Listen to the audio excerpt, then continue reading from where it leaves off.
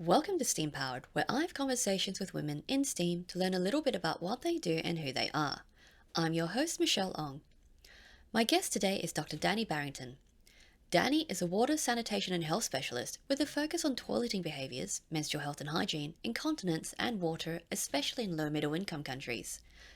She's also a co-founder of the Water, Sanitation and Hygiene, or WASH Failures Initiative, encouraging WASH professionals to be more open and honest about when things don't work out in this sector. Join us as we talk about water and sanitation systems, WASH failures, and pantomime.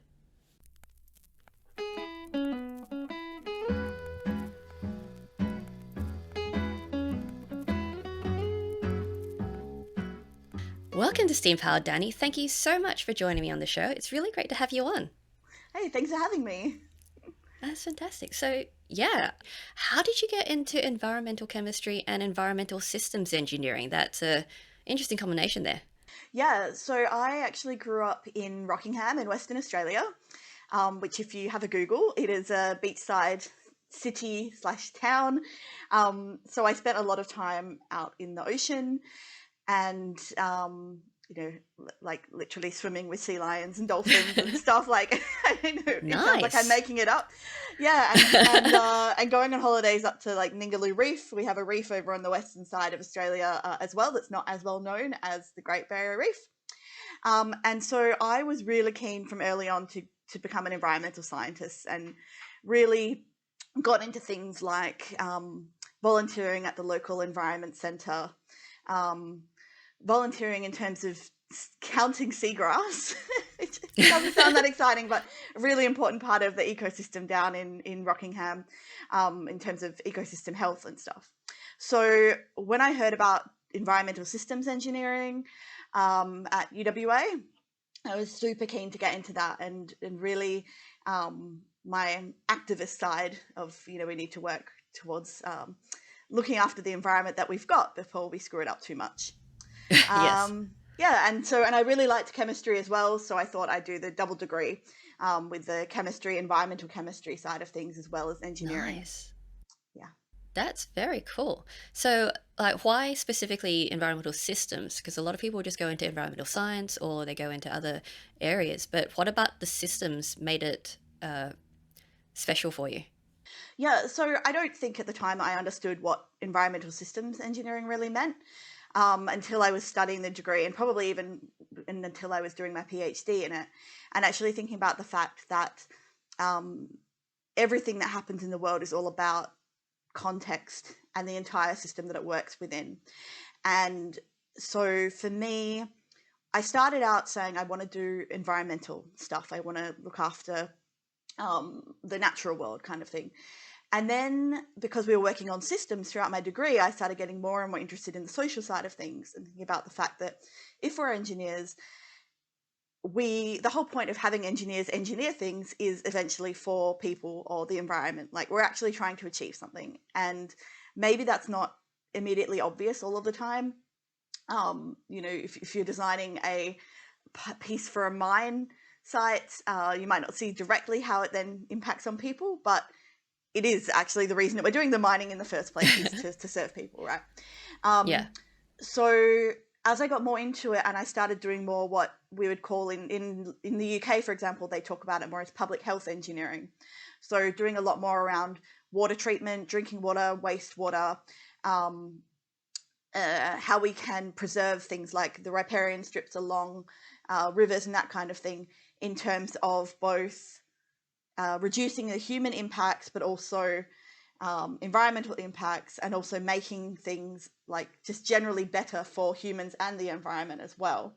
I got really interested in the fact that we need to look at the social, the environmental, the political, the business side of things. And so that's what I think is really cool about environmental systems engineering at UWA was that we were looking at that whole system and how everything plays a different role. I mean, it's really complicated.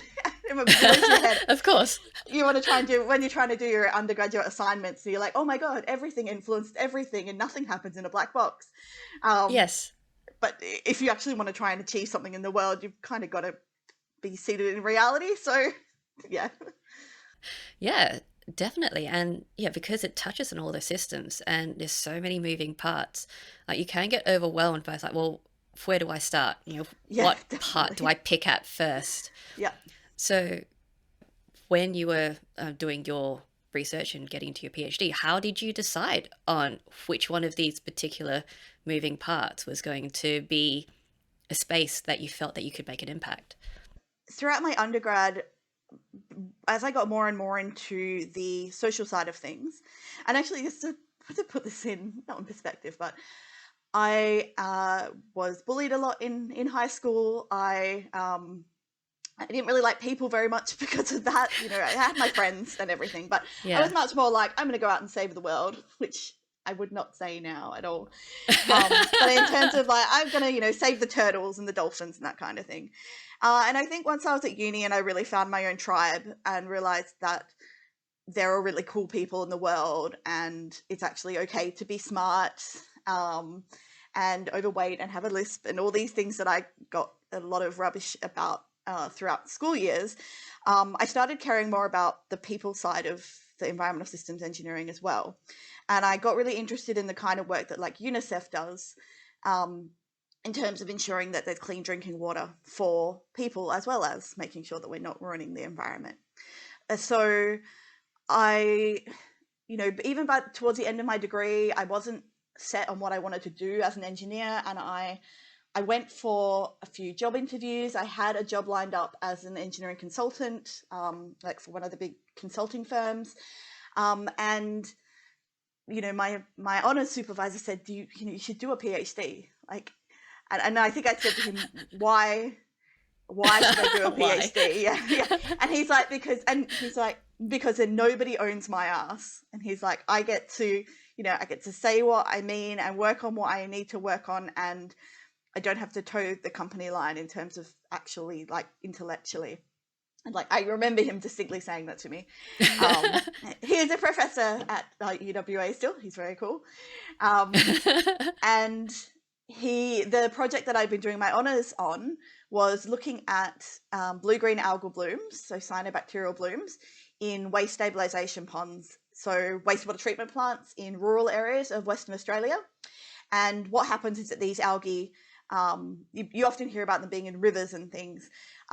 They often produce toxins, which particularly the ones that I was interested in were producing hepatotoxins, so liver toxins and things.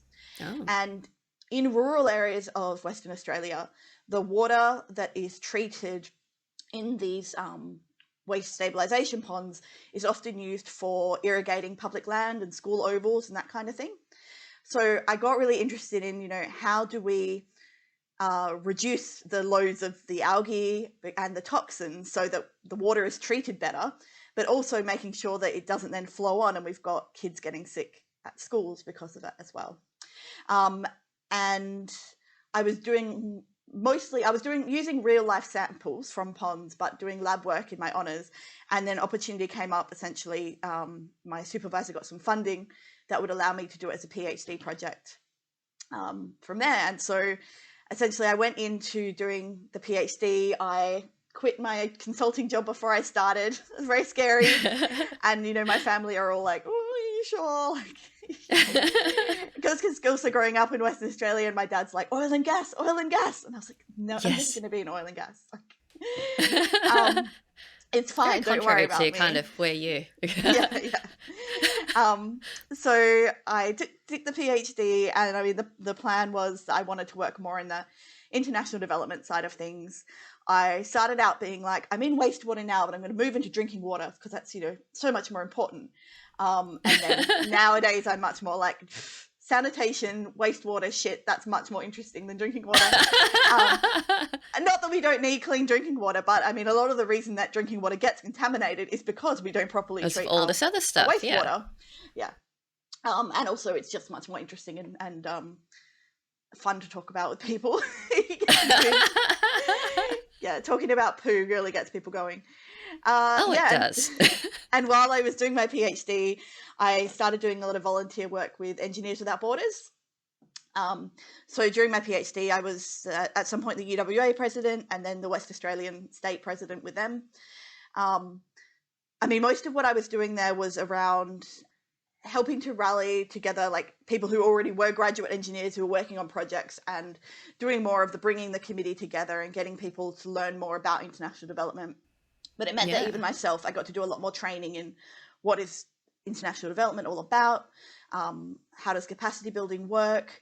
I learned a lot more about various theories and colonization and very colonial ways of thinking that might have been ingrained in doing an engineering degree.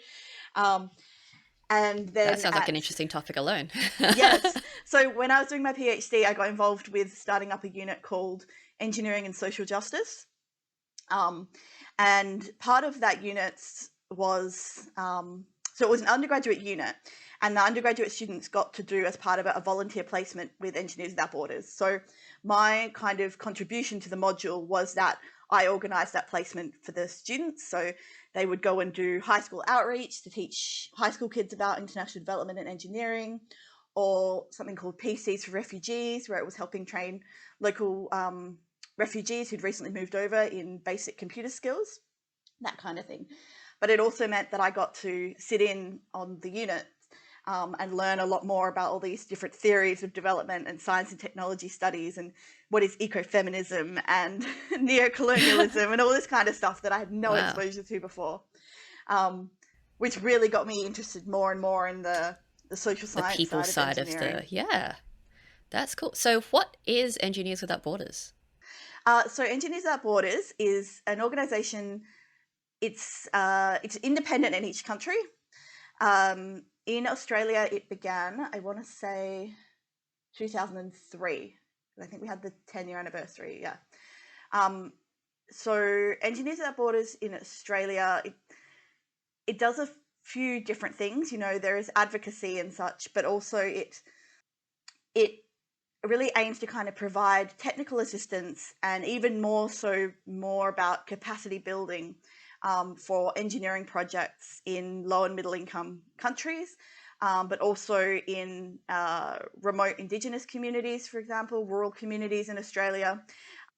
I guess it used to be, because it's changed a lot over the past 18 years, used to be kind of like engineers would go and offer their assistance, and then it was more about having, you know, Australian engineers actually work with local engineers to train people up in how to do various things. So, for example, EWB Australia has worked a lot in Cambodia over the years where, you know, and it was only through EWB that I personally learned about the Khmer Rouge and everything that happened in Cambodia.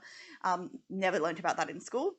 But part of that is that when they were, you know, killing a lot of people in that genocide, they killed off a whole generation of engineers and people with degrees and people with these professional backgrounds. Skill sets, Yeah, so a lot of what EWB had done over the few years, particularly when I was very involved with them, was actually helping to capacity build the engineering training sector in Cambodia so that they could produce more engineers because they'd lost a whole generation. They also do lots of educational stuff. They have, most universities in Australia nowadays have in their engineering undergraduate course have some contact with EWB, whether it be running a competition. They run often with first years where it's like a design challenge, or have the option of final year projects where students work directly with EWB and with the EWB staff overseas on doing, you know, a real life project that we need to know the answers to, and not just something that got made up so that someone could get their degree. Yeah, wow. That's very cool. Yeah, it's such a great initiative to be able to have and just get people a lot more aware about things outside their current sphere of influence. It's cool. Yeah, so that's how you got into wanting to understand more about, you know, international development. So how did that, you know, go from there? So I was actually it was really fortuitous. The year that I was finishing my PhD, a placement came up with EWB based in Nepal. And what they specifically wanted was someone to work on water safety plans, which is essentially risk assessments of water supply and sanitation systems so that people can identify where are the critical points of failure. so that we can make sure that we are preventing the failure, and we've got as many things in place as possible to make sure that water quality when it gets to the consumer is actually decent. So before that, 20 odd years ago, it was all about once water had left a water treatment plant, it would be tested, and then you'd find out that it was full of some bacteria and, oh crap, it's already gone through everyone's pipes. And so this is something that was developed in the 90s. The Water Corporation in Western Australia was actually like at the forefront of this in terms of this preventative approach to water quality. And I had, as part of my PhD, been looking at how you could apply it in terms of wastewater treatment, and looking at the hazards arising from the cyanobacteria that I talked about going into playgrounds and that kind of thing. And the placement that came up in Nepal was about working with communities to develop their own water safety plans for systems that they ran themselves. So the systems were being built by a non-governmental organisation called Nepal Water for Health, but they would then be run by communities. So it just was one of those things where, lots of points of failure. Yeah. And no one at that point, no one had really been looking at water safety plans as something that, communities and non-engineers could actually be involved in, both designing and implementing and, keeping going. Yeah, it was very much like, we'd have a water safety plan for a water treatment plant in Perth, and it would be a huge document that would sit on a shelf for the engineers to know about it, and that's it. That was it. And obviously that's not how the world works generally if you're not an engineer and it's, a water supply in your own house. So I was really lucky. So I was really well set up to actually apply for that. So I applied for that placement. It was 10 months in Nepal working as a wash engineer. And I got that position and quite quickly realized that it was a lot more about the community development and participatory side of working with people, understanding how people interpret the water systems, understanding people's priorities around water and sanitation, and then their daily priorities, that you can make all the lists in the world, but if no one's going to look at them, that doesn't help you manage a system, that kind of thing. And so I got into, the kind of stuff that we were doing was we were piloting how to develop these kind of water safety plans with sanitation as well, which it wasn't normally in them at the time, with a few different communities, and then trying to, from there, working out what didn't work and trialing it so that we could then roll it out across all of Nepal Water for Health programs in Nepal. So that as they had the technical side of people who were, they'd have the technical side that developed the water supply systems and sanitation, which was mostly built by local people but trained by the NGO. You'd have the social community health workers that were being trained in terms of the behaviour side of things, and then also kind of looking at how you bring that together in terms of prevention and making sure that your system continues working and the way that people are behaving isn't impacting poorly on what you're trying to achieve technically. So, and that was very much the kind of activities we developed was how do you use different kinds of games and different types of engagement with people to identify what are all the risks in the system, as opposed to what you might just do as an engineer and sit down and look at a diagram and lecture at them. So that's when I got really keen on the community side of things, and really recognized how important it was. I was like, well, I have an engineering PhD. I don't think that I'm the most amazing engineer in the world.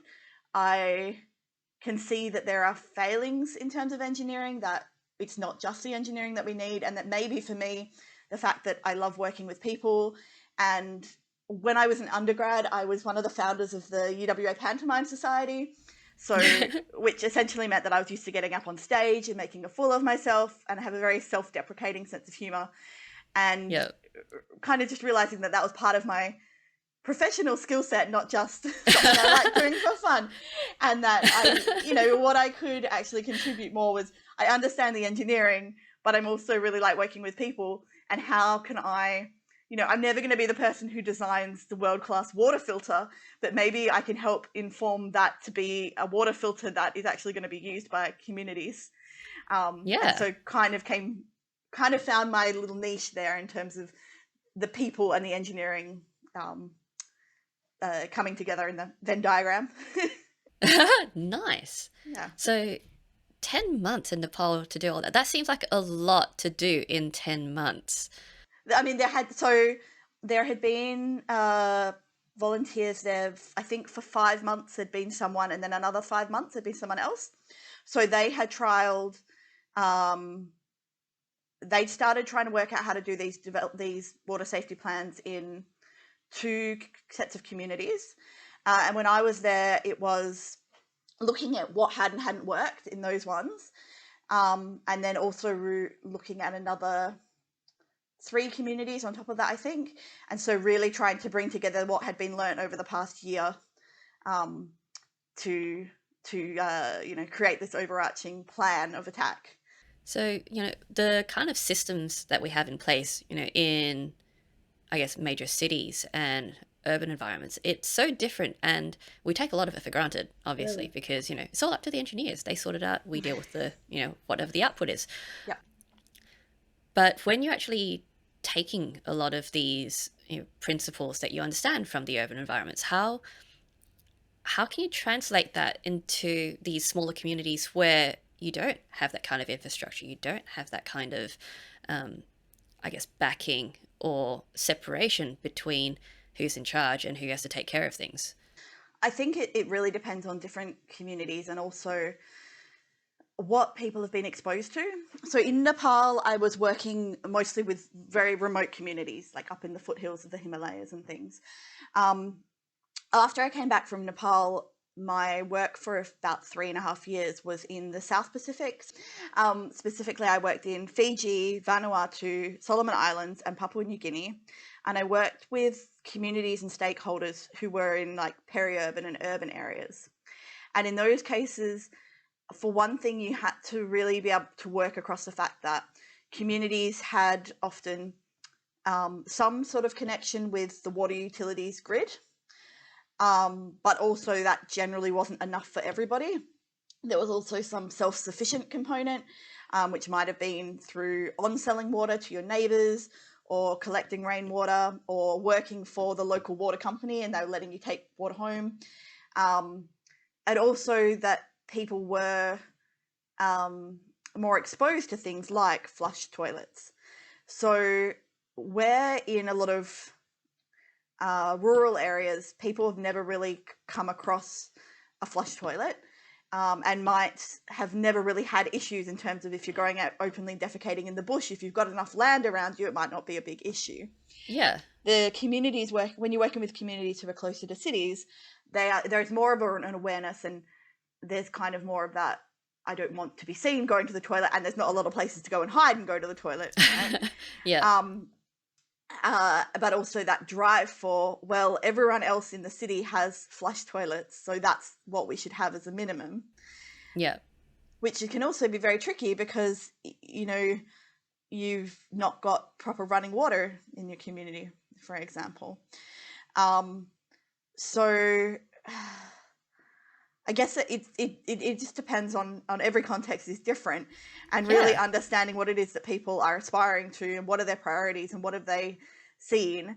And that can be really tricky because, we worked with communities who they really wanted flush toilets, and some of them had built flush toilets, but the area couldn't actually be sewered. And the area often these informal settlements where I've worked have been on floodplains anyway, and that's why there's not been any building there to begin with, or they're technically below the waterline. So people would have flush toilets, which then just flush onto the ground outside the house, which is then where the kids play and such. So really, all these incomplete systems, yeah. And so trying to work with people of like, okay, well, they're not going to sewer the area. Like, we've got the water utility in and they've said, look, this is never going to happen. Technically, it's not feasible. Like, the water table's so high, everything would just shift. So trying to work with community in terms of like, what is your you know, what is your baseline standard of like, if you can't have a sewage system, what can we get to? What point can we get to that you're happy with that also reduces incidences of disease, or we think will, to some extent? I mean, obviously that's very difficult to measure cause and effect. Yes.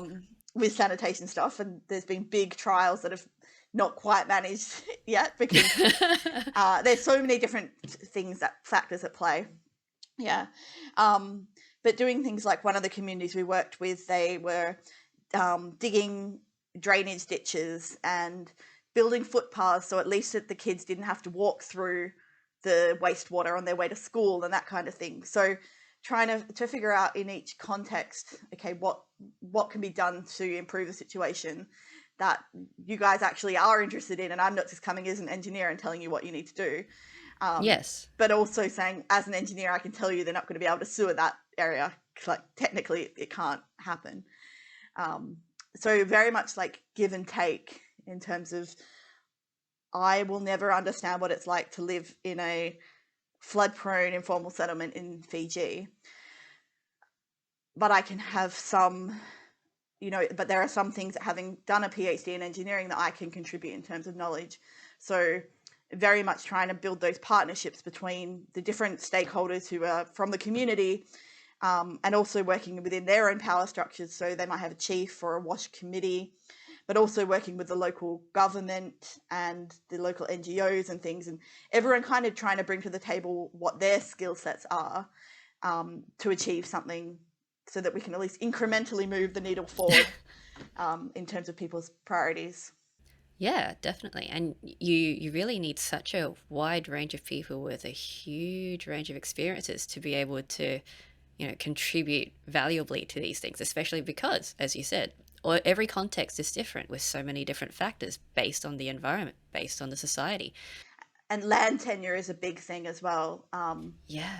So working in these situations where most people don't have a legal right to the land that they're on, and so don't know whether they're going to get kicked off immediately, or whether, you know, you talk to the government officials and it'll be, the official line is in 3 years they'll be moved on, but actually in reality it's probably that it'll never happen.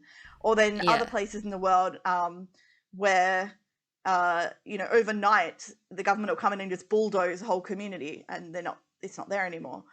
So, you know, and that also contributes to whether people want to invest in better water and sanitation, because they're like, I'm not going to spend money on a toilet when I might not if I'm be going to here get kicked next off week. tomorrow. Yeah. And you've got to have that, like, you've got to consider that, because nothing happens in a vacuum. So, you know, that's when we had to bring in like UN Habitat and Housing Assistant Relief Trust and that, so that we could, in these projects, actually understand what is the real situation of what's going to happen. What is the actual risk of their timeline? Yeah. And often it's not even about what I intellectually understand as the risk and what might be written on paper. It's much more important what the people who live in the community believe is about to happen, because if they think they're about to get kicked off, even if I show them, they're not going to want to invest. Yeah. I know. A whole nother thing that you think about to begin with when you're like, and I'm an engineer, we can build toilets. We'll just build it. It'll be fine. It's like, oh, right. There are all these other issues involved. Great. Fantastic. Yeah.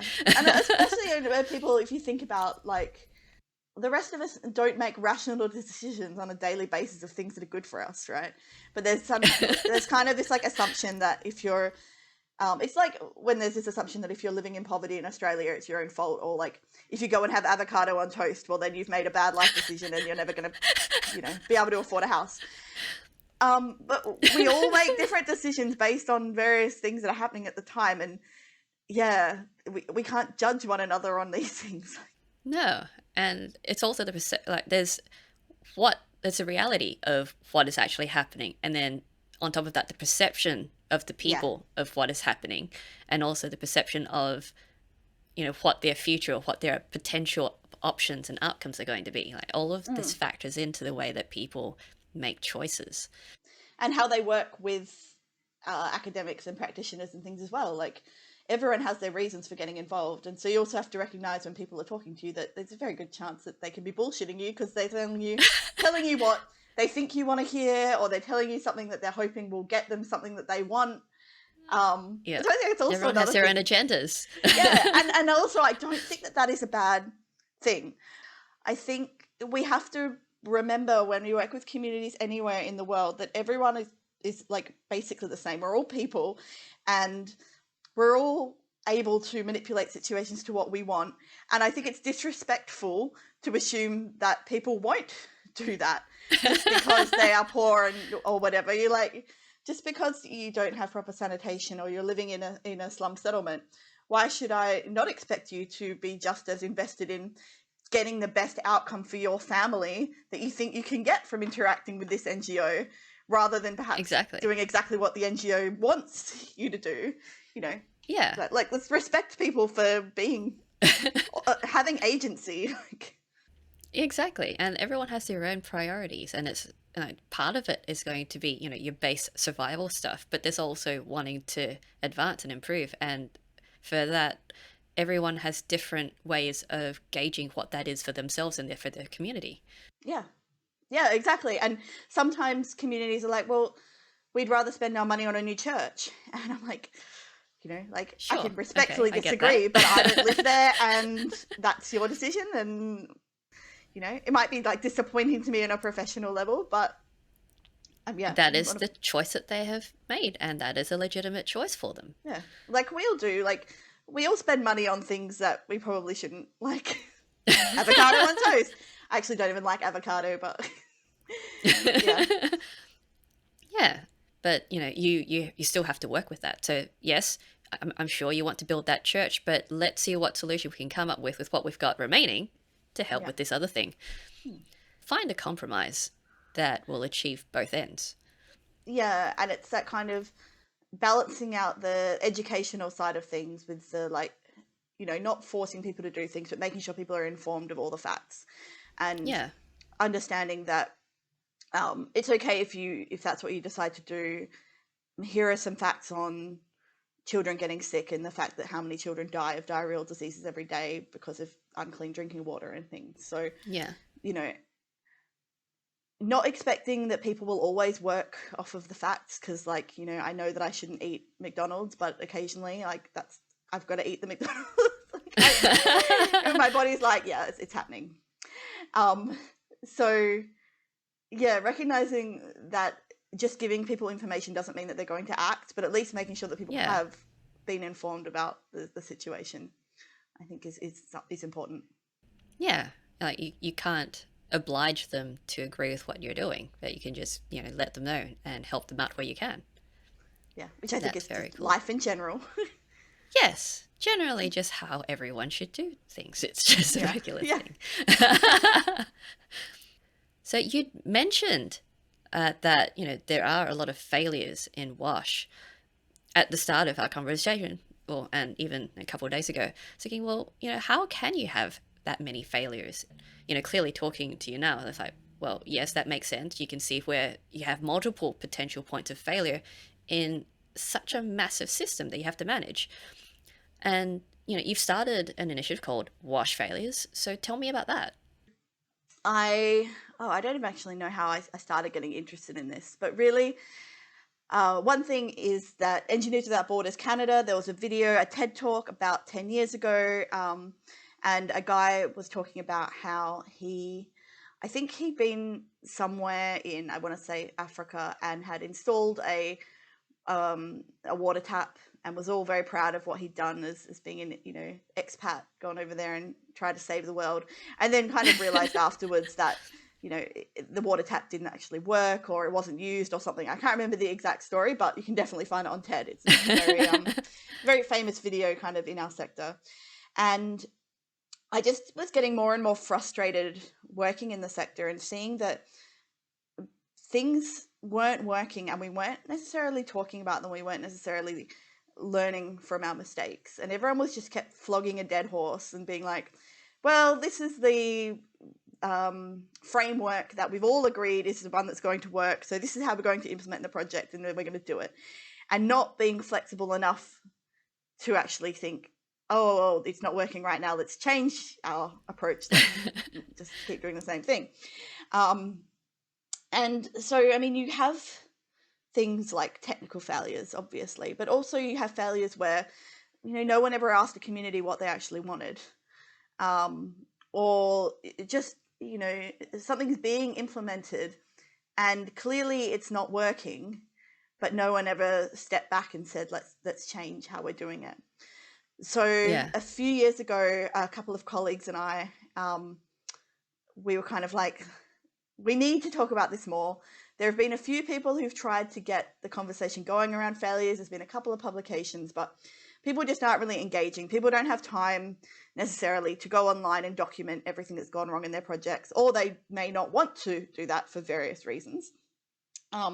So we started running these game shows at international conferences called Blunders, Bloopers and Foul-Ups. And it was a way of like kind of in a fun way getting people to share failures that they'd seen in their work. We did things like we'd have questions and the contestants had to decide which ones were the real failures and which were the fake ones. Or we'd have kind of like, have I got news for you? Or Good News Week used to be on Australian TV. Like, here are 4 different pictures that describe a failure. Tell me what the failure was. And it turns out that it's something like these excellent new sanitary pads were developed somewhere by one of the UN agencies, and it turns out that the women thought they were awesome as fire starters, so they were definitely getting used, but they weren't being used for menstrual health. That's awesome. All those sorts of things. Yeah, like there's so many different ones. And so we got people talking a lot more, and we kind of, the first time we ran the game show, it was so well received, and people were like, we need to have like a manifesto for this. We need to get people talking more, and it has to be something that doesn't take a lot of effort to get people engaged in this conversation. It's not like you must write down your failures in this database that no one's going to ever look at online. And that's how we kind of came up with the Nakuru Accord, because that conference happened to be in Nakuru in Kenya. And I think it's 9 different principles that we collectively, there was about 80 of us in the room, decided were principles that we felt were really important for us to live by as WASH professionals. And after that, we took away kind of the big list, and then we put it up online as a survey and tried to get anyone else in the WASH sector who was interested to pitch in, to make sure that the wording was simple enough and that kind of thing. And then eventually on World Toilet Day 2018, we released the Accord as something that people could sign and say, as a WASH professional, these are the principles I'm going to live by. I'm going to be flexible, I'm going to be accountable, I'm going to talk about when things go wrong, and I'm going to talk about it in plain language and not just try and gloss over everything. So we've had over 300 signatories for that. But we also recognized early on that not the whole of the sector is not on Twitter, for example, and a lot of people don't get to go to international conferences and play the games with us. So a couple of years ago, we put in a proposal and we got some funding from the Royal Academy of Engineering in the UK to run a project where we talked to frontline WASH workers. So people actually work directly with communities who actually implement programs in South Africa, Zimbabwe, Malawi, and Tanzania. And we've just been analysing the results from that. So we ended up interviewing 108 people about what they felt were the reasons for failure of their projects or projects that they'd seen. What is the culture of failure like in their organisation? Are they actually allowed to talk about it? Who talks about it? And how can we change that culture of actually to shift it, that it's something that we can be more open and honest about. So again, recognizing that having the Nakuru Accord and something that people can sign might be, in my community of practice, might be something that works really well and something that people are keen on, but we don't want to assume that that's the best for the whole everybody. sector. So we're now we're analysing those results and finding out the different reasons why projects fail, or why the local practitioners think projects are failing. Big thing is lack of community engagement in projects, but also like over-promising donors, because donors are expecting such high return for projects. And not being able to sustain projects beyond project cycles. So saying, well, it worked at the end of the 2 years, the taps were all there or whatever, but a couple There's of no years later, continued, yeah. there's no maintenance and that kind of thing. So I guess the big recommendations that are coming out of that so far is from the frontline WASH staff is we need to have more flexibility. We need donors to be more open to actually, kind of expecting us to be sharing when things are going wrong, but also allowing us some autonomy to shift things if they're not working. Particularly where it's like, it's a big multilateral donor and they've said, well, we want the project done in this way. And the local staff realize that's not working. Yeah. And local staff often are like, if we actually changed it in this particular way, it could work locally, but don't often feel they're empowered enough to be able to bring that up and think, oh, fine, we'll just keep doing what they've told us to do and it won't work, and then we'll kind of cover it up. Yeah. And then also just more of a wanting some more local platforms for how you can actually like share with other people. So between organizations, there's a lack of communication, there's a lot of replication, and everyone's trying to fight for that same slice of pie in terms of money, right? So I guess part of it is there was a recommendation that there's more forums where individuals from different organizations can talk more openly about what isn't working, instead of keeping it a secret kind of, and that kind of thing that's happened a lot in the past. So with the reluctance to talk about the failures, where does that stem from? Is it purely a cultural thing? Is it because they're used to working with these organizations and donors who don't want to talk about the failures? Like where does the need to close ranks come in? I think a lot of it is to do with wanting to save face around donors. There are definitely some cultural aspects to it which differ between different cultures, but I mean a big thing is often, even I've had some donors recently say to me like, well, we tell them to share their failures, so they should just be sharing their failures. And like, you need to actually think about the behavioral science side of things of like, we need to change the actual culture. It's more than just words. So people still think, oh yeah, they're telling us to share our failures. We'll do that. Then we won't get funded next time. So kind of putting the money where their mouth is in terms of, making sure that projects are able to be really honest as projects are progressing, to learn from things that are going wrong and actually change course rather than going through the whole project or the program or whatever it is and then it not working at the end and just covering that up. And I don't think we know yet how to create that culture. I think there's a lot of people who say, I'm a good guy. I tell the people who I give money to that they should tell me about these things, but that doesn't necessarily change anything. We've got to actually figure out how to really shift it so that we can feel more comfortable talking about these things. Yeah, and there's a lot of expectation management down and up to be able to, know what the consequences are when they do want to start to share these things. Like, will you withdraw funding for us if we talk to you about these things? Or are we going to be able to actually move forward and say, well, this doesn't work, but we need to do it this way and then it will work and then you'll keep giving us money. Yeah, and there's always this thing about we need to apportion blame to someone. And it's like, well, actually, sometimes projects just don't work. And if we all just recognize the things that the assumptions we made that haven't turned out to be true and then shifted, like, let's stop blaming one another for everything and instead just see it as a challenge, which we've now have to come up with a way to overcome.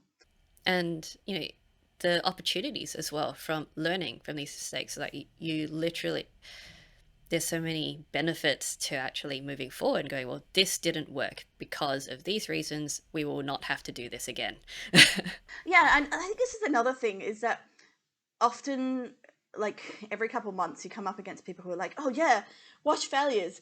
We need to, like, failing is good. Failing is a really good thing. We all need to fail more so that we can learn from it. And I'm like, yes, if you're inventing the light bulb. If your failure is that you're building toilets and they're not good enough technically and kids are drowning in toilets, we don't need to keep doing that. Like, we need to actually learn from these failures, because it's really important that we learn from our failures, but also, like, we need to avoid stuffing up so badly all the time. And there's money that's going into aid that could be spent on other things, rather than like, oh, well, it didn't hurt anyone. Well, there's really this myth that if a wash project doesn't work, well, it's just neutral. It didn't hurt There's no anyone. impact. Yeah. But it does. But actually it can have really bad impacts, yeah. Because you're affecting the level of trust that you have with the people, with the community, so they may be less reluctant to participate in any other, like, even wash or non-related wash initiatives in future. Because, like, well, they're not going to listen to us anyway. Or you've convinced a community, you've convinced households to all invest in this toilet, or to start a business around building toilets, and you've convinced them that this is going to be what, their livelihood, and then it all falls apart because it hasn't been planned out properly, or, your assumptions were wrong. Well, then now people have put all their life savings into starting this sanitation business. So I think we really, really need to take responsibility and be really accountable, which is a big part of the Nakuru Accord, of the things we do have consequences. So let's try and do them better.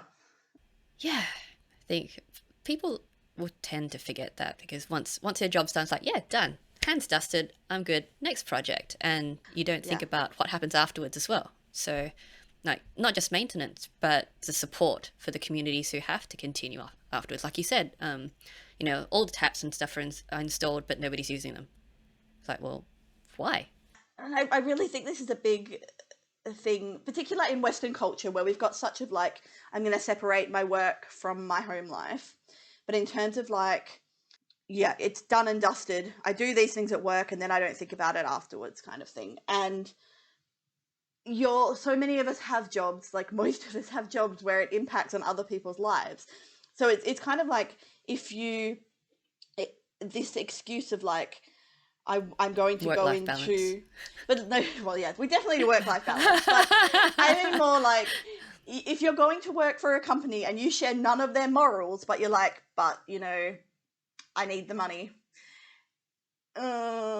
Make a decision about what impact you want to have on the world, because what you do in your work life actually does impact the rest of the world, even though you're like, well, between these hours of 9 to 5, I belong to the company, and even though I do stuff which I think is morally dubious, that's just what I have to do to get a paycheck. And then, I get to be a good person in my time off. So it's really just that thinking about every decision that you make at work actually does impact the world, and taking that responsibility as well. And it's tough. And I totally understand that some people, like, I mean, when you're thinking about if you've got a family at home and you're living paycheck to paycheck and this kind of thing, like, it's very tough to make those moral choices all the time.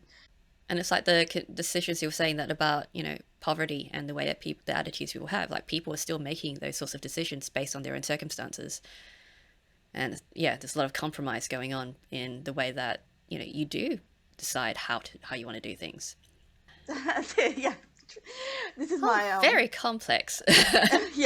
Well, and my general, like, motto for life, I tell people, is don't be a dick.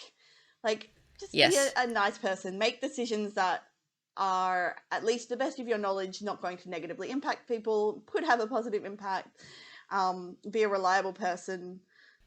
Yeah, at the very least, just think about the impact of what you're doing. Yeah. So, another one of the big things that you do work on is about menstrual health and period poverty. So, how does that relate to the rest of the work that you're doing at the moment? Or is that just a different aspect of what you're doing? When I started working in Nepal, I guess probably about 20 years ago, the water and sanitation sector started getting, I think because there started being more women engineers in the field, and realizing that if we were going to talk about toilets and things, actually, why weren't we talking about menstrual health? not to say that menstrual health is automatically related to toilets, but at least in our context, often that is where you do manage your period. Yeah. So programs started as when I was in Nepal and that, we started talking more about menstrual health and solid waste disposal and personal hygiene and how that's linked to water and sanitation as well. And Yeah. you need enough water to be able to bathe and that kind of thing. So I guess my work I'm doing more and more stuff in menstrual health. And when I was working in the South Pacific, was also when I kind of realized how bad the situation can be in high income countries as well. I heard about a woman who had started an organization called Share the Dignity in Australia. And at the time, very much the focus was on making sure that women who are experiencing homelessness had access to menstrual health products. Yes. And so I contacted her and I got involved. And so I was one of the founding board members for that organization. And that's how I got a lot more knowledgeable about the fact that this is a big issue in high income countries as well. It was something that at the time, this was 6 years ago, no one was talking about. We just kind of started talking in the media about menstrual huts in Nepal and girls being banned from staying with their family when they had their period, that kind of thing.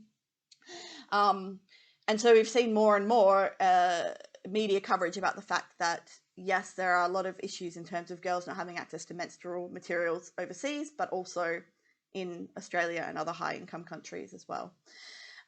So I've gotten more involved in that side of things, and a big review actually that I've just submitted to a journal, and we've got a preprint up if anyone's interested.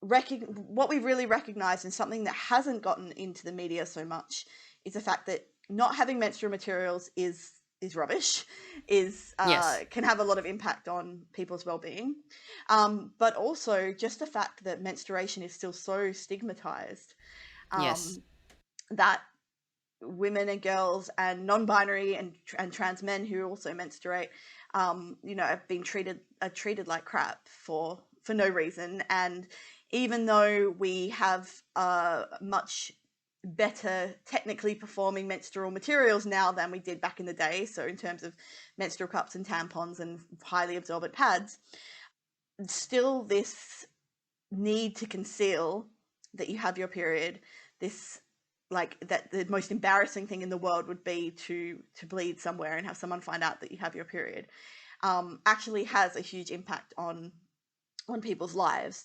So the big review we've been doing has been looking at all of the data on experiences of menstruation in high-income countries and how that impacts on people's lives. So how it impacts in the fact that when people don't have access to pads and things, but also the fact that it increases people's mental burden, it negatively impacts on people's relationships, participation in things like, everyone likes to talk about girls not going to school because they don't have pads, but also most of the research that I've looked at, girls are not going to school because they're in pain.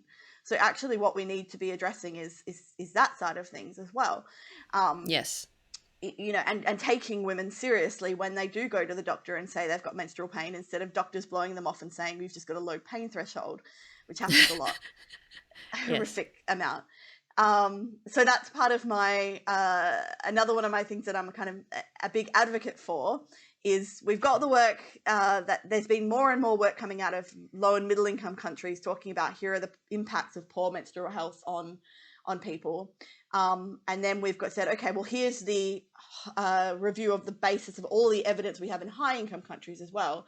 And actually what we're seeing is that they're the impacts are very similar. Like having a period anywhere in the world at the moment, it is stigmatized, and it leads to people having poorer relationships, having a poorer lifestyle, and we need to actually address multiple issues there, multiple angles. People need menstrual materials, but also until we reduce that stigma, we're not going to have optimal well-being around menstruation. So that's kind of how I came to be more involved in that side of things as well. one of the reasons I got so interested in this, and I have another paper in review with a PhD student around, I was getting really annoyed about engineers saying that if you just put a sticker on a toilet that says don't flush your tampons, that people won't flush. And being like, well, people flush everything. Yes, you can find anything in a toilet. But people were like, no, I put the sign up and therefore my hands are clean and I have no responsibility anymore. And I'm like, well, we still have these issues so you can argue that in a lot of low and middle income countries, the girls are saying like, oh, there was nowhere to put my product, so I put it down the toilet. But, you know, in high-income countries, we've got these fatbergs in our sewers because people are flushing. I was going to bring that up. Things. Yeah, people are flushing everything. Yes. So even when there is an option, there might be a nice sanitary bin in a workplace or just the bin at home, etc.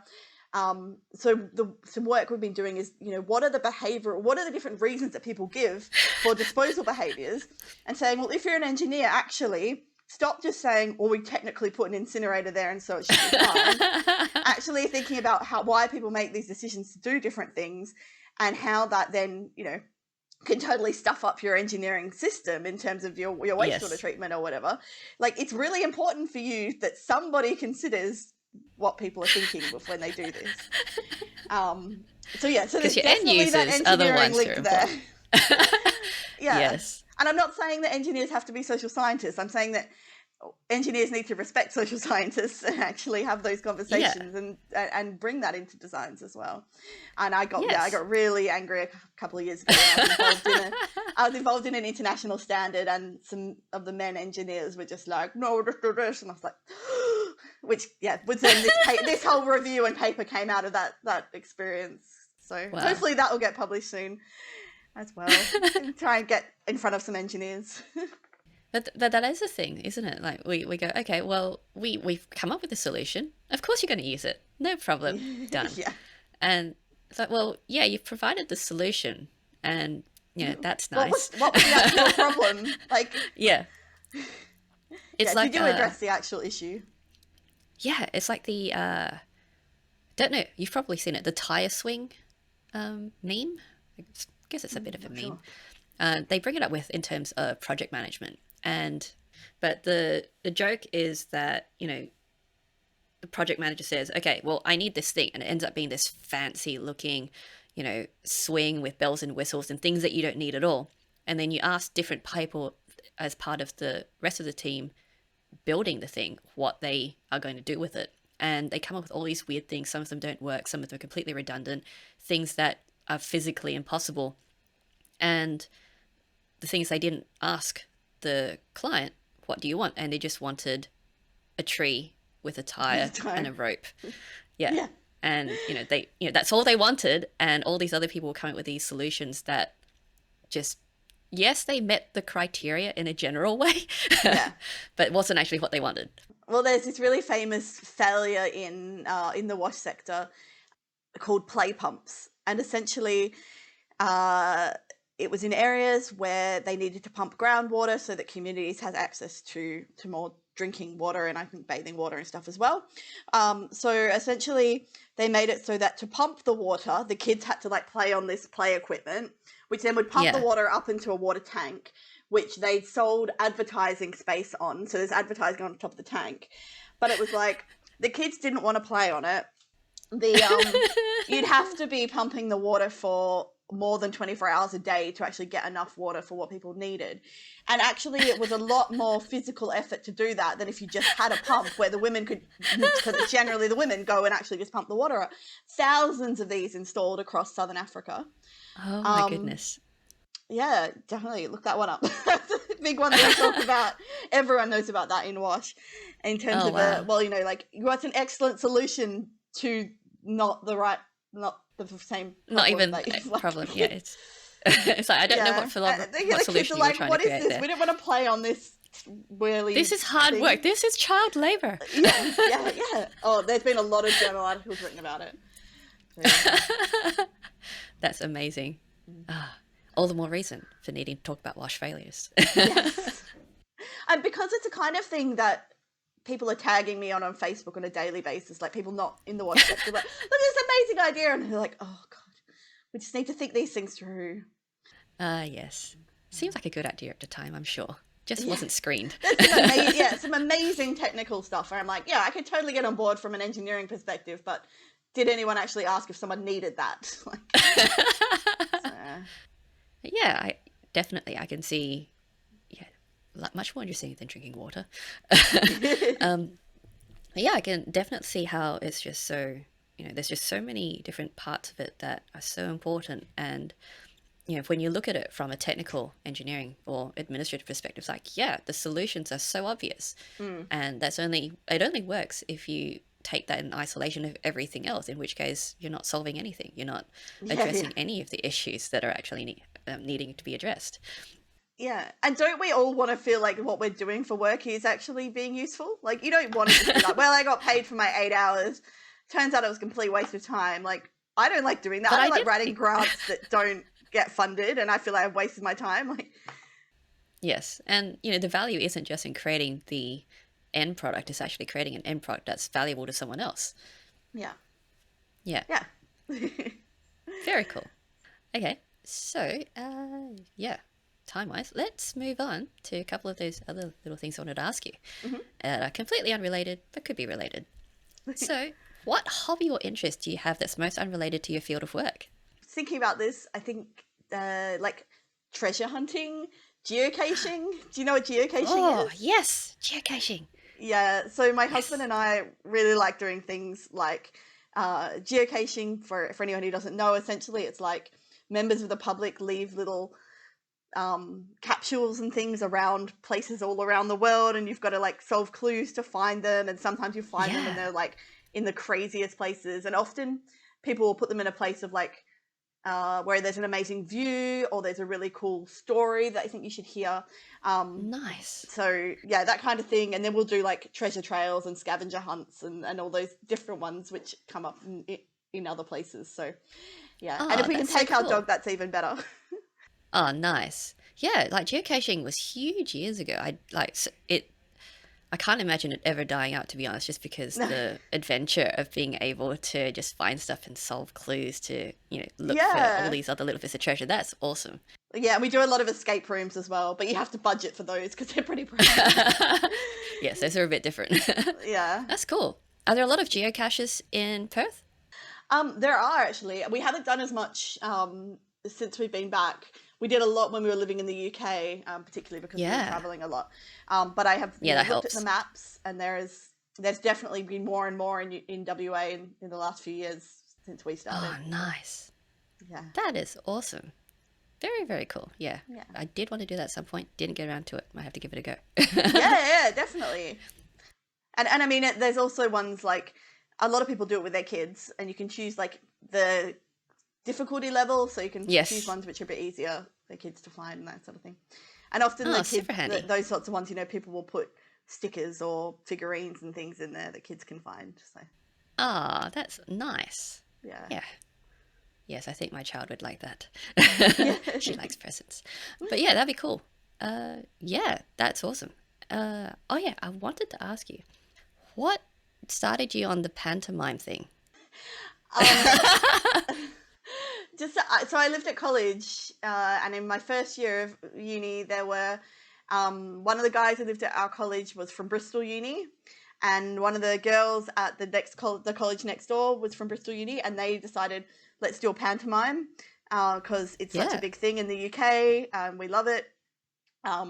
So we did one between the two colleges, and it was amazing fun. And I always liked doing like acting, but not serious acting, just having fun.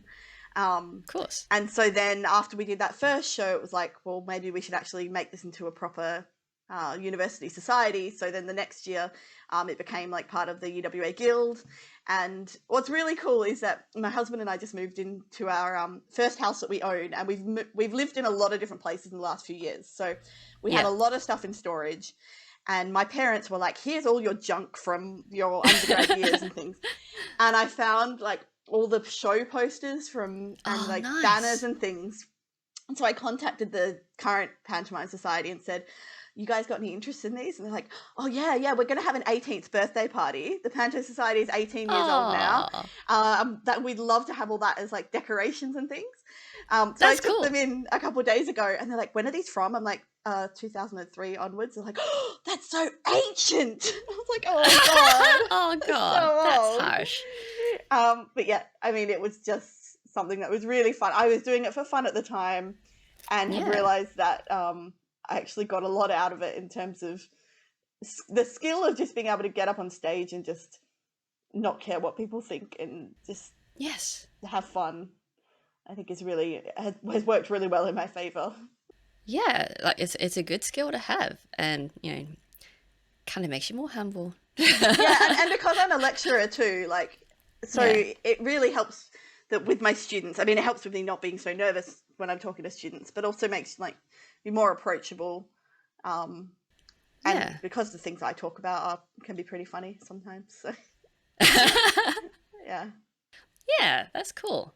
And it's a good way of being able to bring, I guess, a lightness to whatever it is that you need to address, especially because a lot of these are pretty serious issues.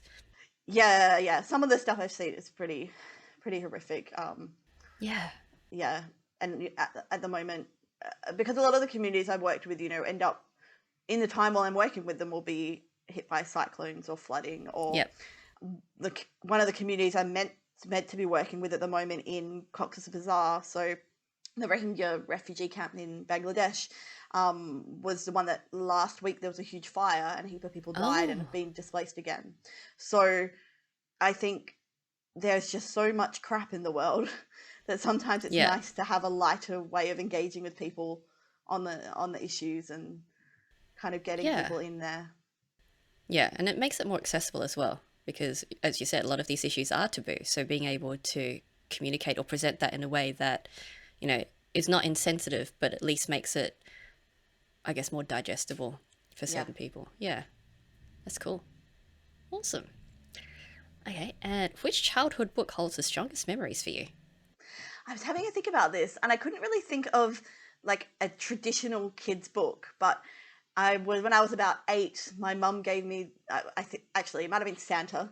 Someone gave me this picture book, and I guess it was like a coffee table book called Coral Reefs, Nature's Richest Realm.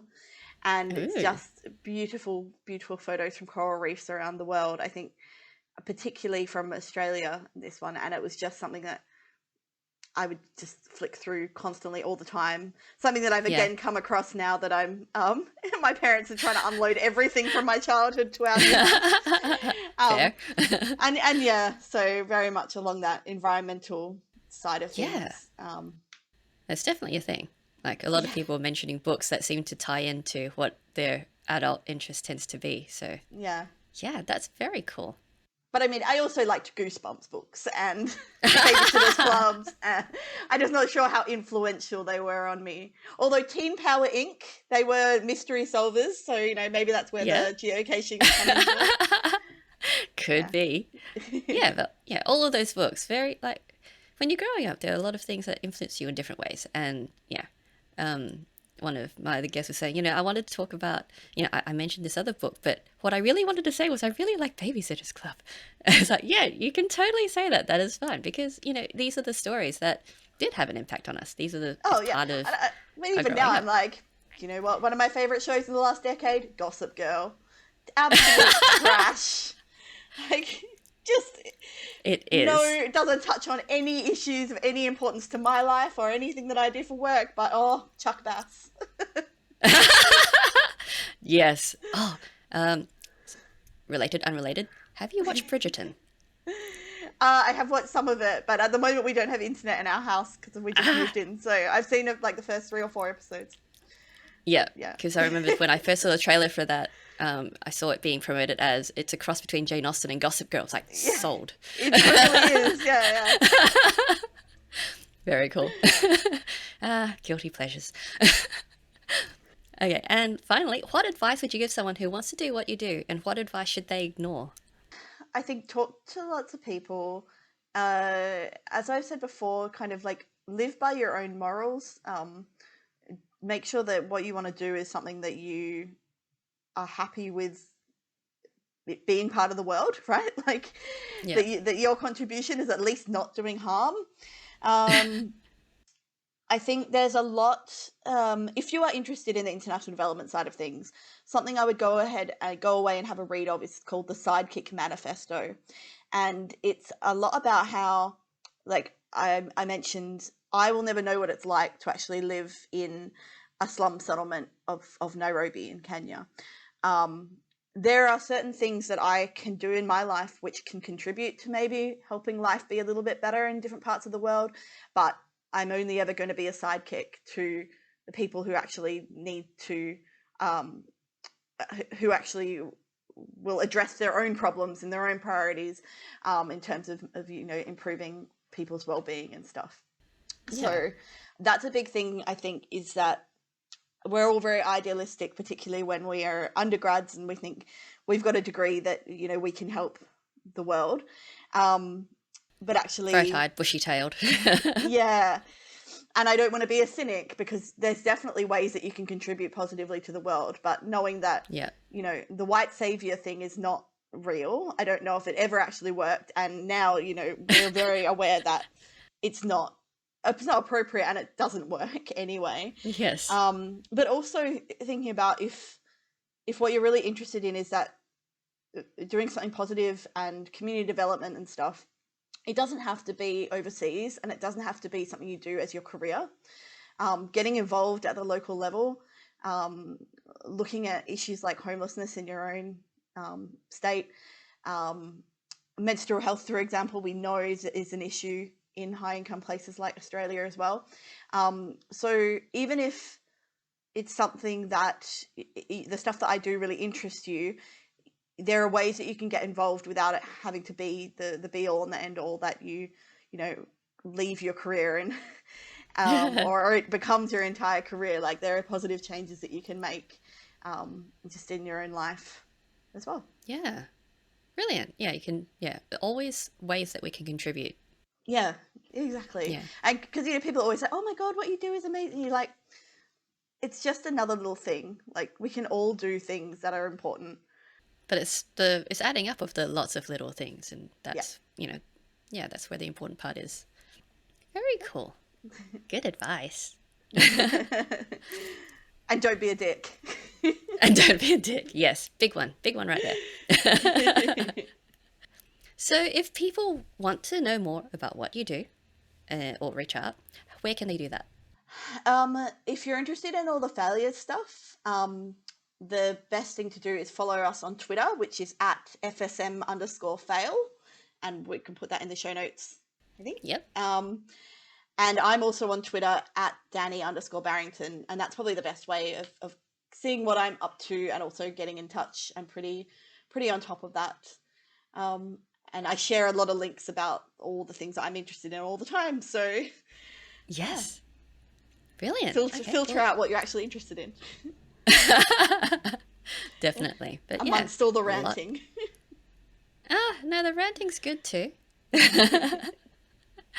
Okay, well, thank you so much, Dani, for speaking with me today. It's been amazing learning more about you and what you do and all of these amazing things to do with the wash sector and, I guess, the impact of everything on everyone. Yes. Yes. Be accountable for everything you do because it impacts on everyone else. So, yeah, and that's with everything, everywhere. Right. Okay, well, thank you again. It's been such a wonderful conversation, and I hope you have an amazing day. Thank you, you too. There's so much to consider with water and sanitation systems and infrastructure, and many factors involved to ensure that these systems work and continue to serve as a community in effective and useful ways. It's also been fascinating to learn about the similarly complex issues around period poverty, globally and in various socioeconomic segments. To learn more about Dani and what we discuss on this show, or to connect with us, please visit the Steam Powered website at steampoweredshow.com. You can also reach out to Dani on Twitter at Dani_Barrington and learn more about wash failures at FSM_fail. If you enjoyed this conversation, please let me know. Subscribe to this channel, leave a comment below, and share this with your geeky or geek-curious friends. You can also support Steam Powered on Patreon and Ko-fi under Steam Powered Show, the links for which will also be in the show notes. Thanks for watching!